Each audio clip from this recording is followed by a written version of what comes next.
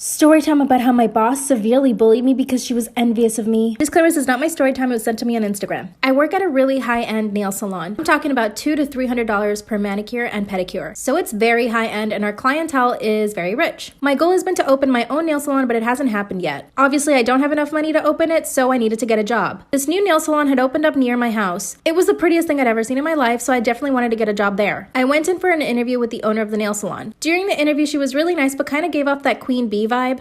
Like, she was the popular girl and she didn't want anyone else to be popular or pretty. I got a call from her a week later and she asked me if I could do her nails to see how well I did. And when I did her nails, she was impressed. She said that I was really good and that I was hired immediately. I started working and within the first month, I had the biggest clientele list. A lot of clients were asking for me to do their nails. And when other clients heard the other clients ask for me, they also started asking for me. You know, word of mouth. I was extremely proud of myself. Not only was I making a lot of money, but I was actually building a clientele base that really loved my work. Don't get me wrong, the other girls at the salon were actually really good, and so was the owner. If we were really busy, sometimes the owner would pick up any walk-in clients. And one of the walk-in clients came in and asked specifically for me. The owner told her that I was busy and that she would do her nails. That's when the girl said that she would come back whenever I was available. My boss quickly snapped at the girl and told her that she was just as good as I was. The worst part was that she said it loud enough so that everyone in the salon could hear her. The client clearly felt uncomfortable but agreed to it anyway. Later that day on my break, I could hear my boss talking in the kitchen. I decided to wait outside and see what she was saying. Sure enough, she was talking about me and telling one of the other girls that I thought I was too pretty for this job and that I didn't have any experience. She also said that I probably just watched YouTube videos in order to learn. Number one, I have 10 years of experience. And number two, it doesn't matter if you watch YouTube videos as long as you're learning. This obviously hurt my feelings and I tried not to cry. Then I realized that she did it on purpose. She was speaking really loudly and she knew that I was about to go on break. That's when I realized that she was definitely trying to bully me. The following day, I get a phone call from her telling me that I should stay home. When I asked her why, she said that she hired a new girl. And she said, in fact, don't come at all this week. And she basically hung up on me. Part 2 is up.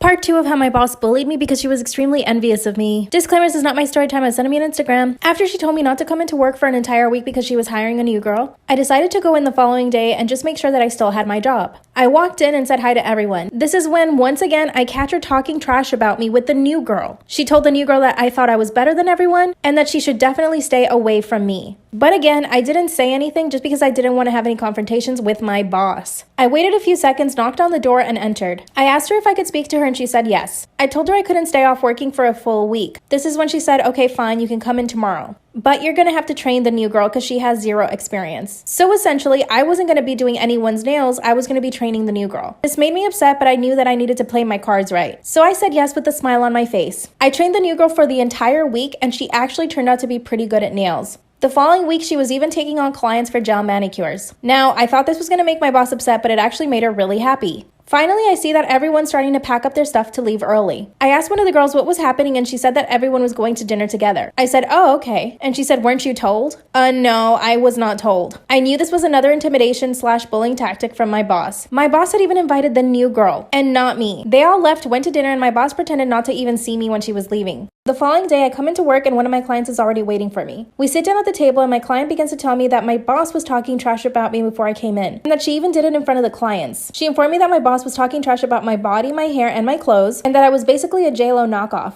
I quit on the spot and took all my clients with me, over 22 women. I opened my own salon 2 months later. I'm now her competition. She sent me a message apologizing, but I haven't responded. What should I say?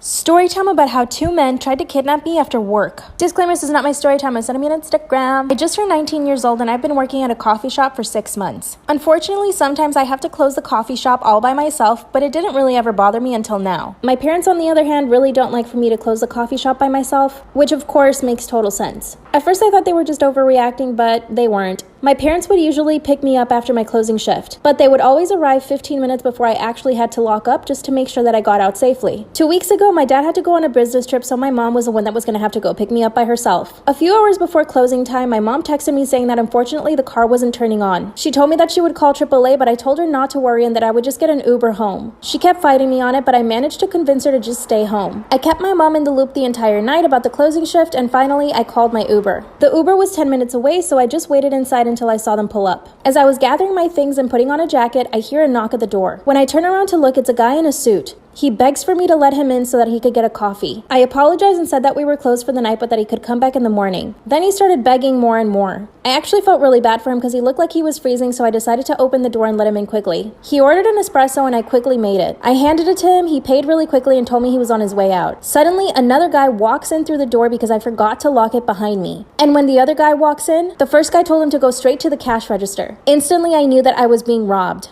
But the guy with the suit was definitely the mastermind behind everything. He told me to sit down and that as long as I didn't do anything, he wouldn't hurt me. But I remembered I had the Uber still on the way. But it's not like I could pull out my phone to check if it was near. There was a panic button underneath the counter under the register, but I was sitting 2 tables away from it. Suddenly, I feel something in the back of my neck. The guy that had just been at the cash register comes up behind me and starts blowing on my neck. He started saying how pretty I was and that I looked way better in person than in picture. The guy in the suit chuckled and said, yeah, she is pretty in person. Suddenly, he grabs me by my arm and tells me that I'm leaving with them. I begged and begged for them not to. That's when I remembered my dad gave me a tip in case someone was ever trying to pick me up. I threw myself to the ground and acted as dead weight. It made it really hard for the one guy to pick me up. Luckily, I could reach over and hold onto a pole that was right near the register, and I held onto it as tight as I could. We struggled for about 30 seconds. Suddenly, the other guy comes in front of me, bites my hands down so that I could let go of the pole. Instead, I kept holding on tight.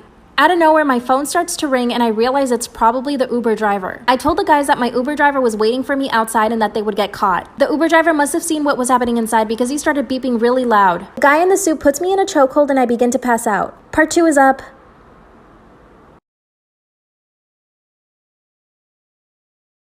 Part 2 of how 2 men tried to kidnap me after work. Disclaimer, is not my story time, send me on Instagram. The man in the suit had me in a chokehold, but I could hear the Uber driver beeping as loud as he could outside. He had already seen what was happening to me and probably already called the cops. The man in the suit dragged my body towards the back exit. His partner had already left. This is when I saw my opportunity. I knew where all the pans and pots and knives were. I reached for a pot and I hit him as hard as I could. But unlike how it happens in the movies, he did not pass out. Instead, this made him angrier, but it gave me a second to run towards the front of the store. As soon as I did that, I could hear the police sirens pulling up toward the front of the store. This made the man in the suit back away from me. I ran to the cops and I was safe. Unfortunately, the 2 men haven't been found, and I was interrogated for hours. My dad came home from the trip, but now I'm terrified that these guys know where I live. Also, what picture was he talking about? The police think that they had been stalking me for weeks, if not months. I'm terrified and I don't know what to do. Help me.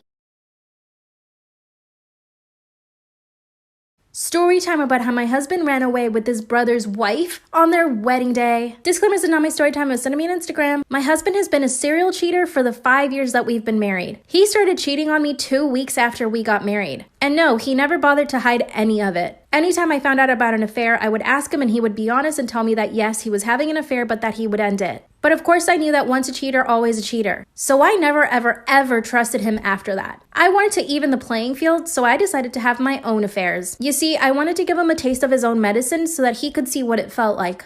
And he actually got psychotic when he found out that I cheated on him the first time. He even locked me in a room for 5 hours and questioned me. I told him that if he was going to cheat on me, then I was definitely going to cheat on him too. I know that this is incredibly toxic, but it was the only thing that I could think of to make him change his ways. That's when he finally decided that he would try to stay faithful to me for as long as he possibly could. But what do you know, 2 weeks later, he was already cheating on me again. He had a really rowdy group of friends and they would always go out to bars, so this is how he met these women. Of course, he'd tell them that he was single and these girls had no idea that he was married. So it's not like I could get mad at them. My husband is close to his brother and they would always hang out. When his brother got engaged and he met his fiance, I could tell that my husband was eyeing her from head to toe. That's when I told him that he needed to stay away from her, not only for me, but for his brother. And he swore that he would never ever do that to his own brother. But he could definitely do it to his wife, of course. We would see his brother and his fiance all the time. We would have dinners together, and that's when I started noticing that she was also staring at my husband. I would catch them constantly looking at each other. Eventually, I told my husband's brother, my brother-in-law, about the concerns I had of his fiance with my husband. He laughed and even actually got mad at me for suggesting such a thing. I told him that he would regret it if he didn't take action now. A few weeks before the wedding, my husband started acting really strange. Part 2 is up.